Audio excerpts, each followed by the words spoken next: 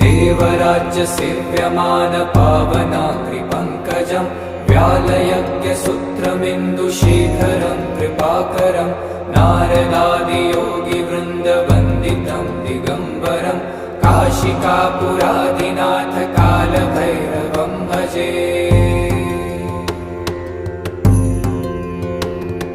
भानुकोटिभास्वरं भवाब्दितारकं परं नीलकण्ठमीप्सितार्थदायकं त्रिलोचनं कालकालमम्बुजाक्षमक्षशूलमक्षरं काशिकापुरादिनाथ कालभैरवं भजे।